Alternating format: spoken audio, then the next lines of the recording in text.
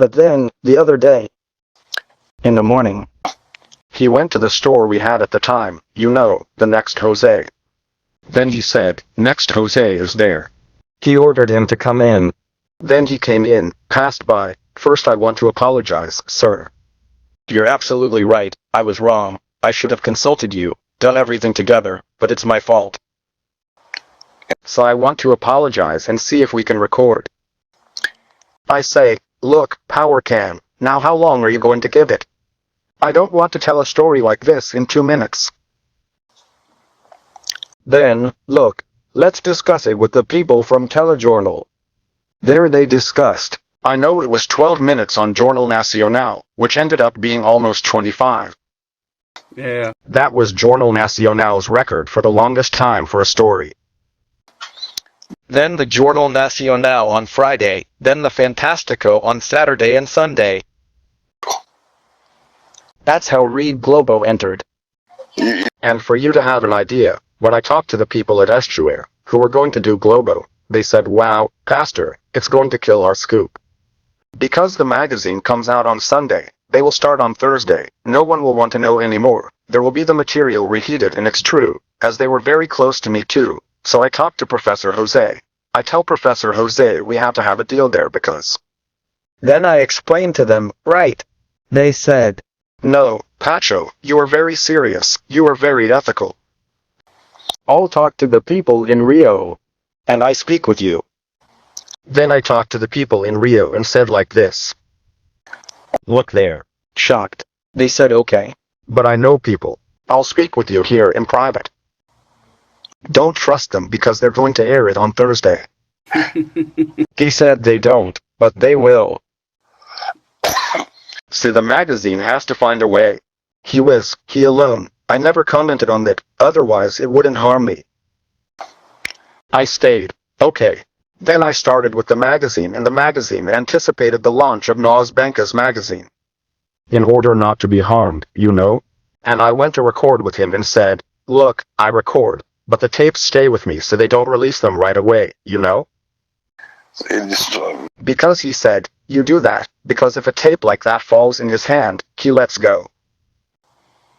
Then I recorded and kept the tapes with me. I didn't release the tapes until Thursday morning. Because we spent a week recording. So Globo entered like this. It could have been RECOL, it could have been Bandeirants, it could have been anyone. Did you understand? See? It was one thing. Let me ask you something. Within this subject you are talking about, we're talking here with Pastor Charlemagne, just so we can remember. Pastor Carlos Magno, who was one of the pioneers, leaders of the Universal Institution in the decade, at the beginning of the Universal, was the first to make a public denunciation directly against Macedo's hypocrisies.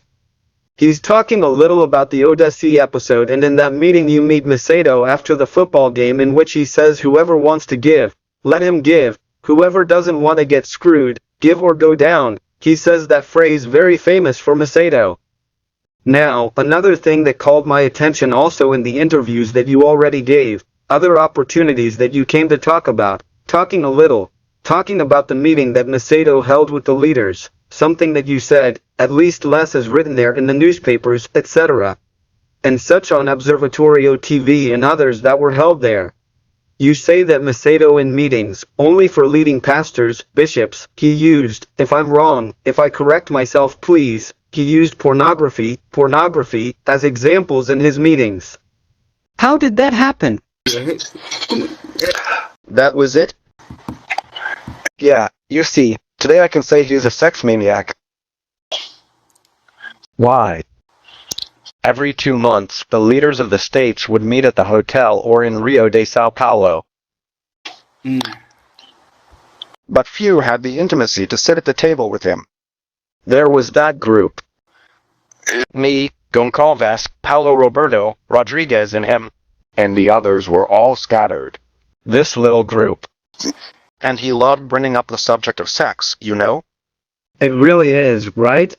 And like the shepherds, everything sucked up. As we say in today's language, it took a pile.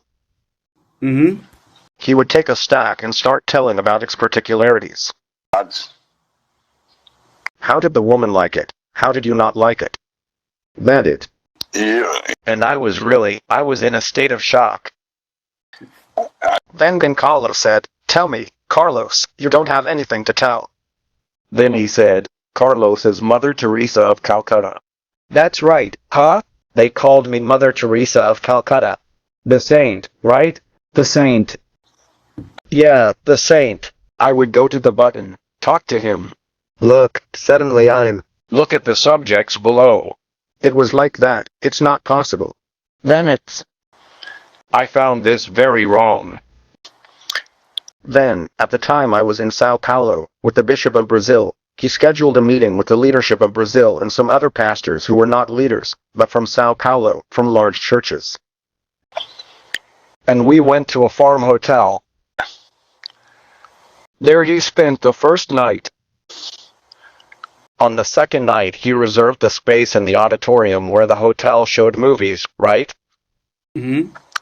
Then at a certain time, first he spoke about the churches, that it is important to grow, as always, the subject is always this, grow, grow, grow. In other words, collect, collect, collect. Yeah. Then I said, look, many wives have complained to me that their husbands are working a lot and when they get home they just want a bed, sleep and they don't give them anything else. They're hurting the marriage and stuff. So I'm going to help out today. Now pay attention, you're all mature, adults, if someone says I deny it, it'll sound like a liar. We are for your own good, okay? Then there's a surprise. He already had the light turned off in the room. Ronaldo Dietem, who was on the projector, turned on the projector and, to everyone's surprise, it was a pornographic film. But pornographic film for the bishops. Who was watching this film? Porque você lembra? All the leaders of Brazil and another 30 pastors from Sao Paulo. Now the popular leadership itself, there was me, Goncalves, Rodriguez, Renato Maduro, Paulo Guimarães, apart from others from the States and about 30 from Sao Paulo. But of the worst kind. Oh my God. Of the worst quality. About 10 minutes passed. Some 10 minutes he turned it off to give a quarter. That will work. Check it out. I mean he promoted the pornographic film to the bishops, pastors, as a way of encouraging them to become more sexually active. Would that be it? Overcome tiredness. The Viagra a la Macedo.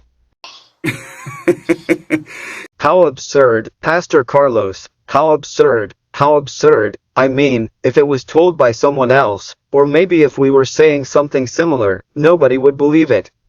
Parece uma coisa que... And when the meeting ended, we went home. He was still at my house in Sao Paulo and the same thing happened. We sat in the kitchen. He ordered a coffee. I served the coffee with it eating away at me inside. Right there I said, man, I'm going to talk to you about something here. I'm thinking this is not bad. But I think it will be for your own good. He says. I told him so. We saw you as if you were Jesus. And we are the disciples. So I ask you, do you think that Jesus would you ever do what you did yesterday? Then they harvest for me like this.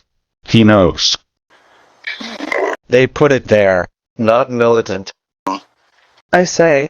Because what came to mind was this. Would Jesus do this? They. Wow. That's right, you're right. I think I passed the point. I say, sure. And to my surprise, I recognized it, right? And. Because he had already given orders for it to be seen in all states. Yeah, because practically from the other videos we recorded here, prior to the practice of deceit and lying both in the matter of miracles and in the question of collection, the way the collection was done, the leader passed it on to the others that he passed on to the others, and certainly in a little while I was going to have a church pastor giving it to the workers, a couple of workers to see, because in a little while there was going to be this exactly, that is what is understood, and it ended up that he showed to be repentant there, but later I realized that no. The order continued to pass in the states. That's right, huh? And it was made in the states.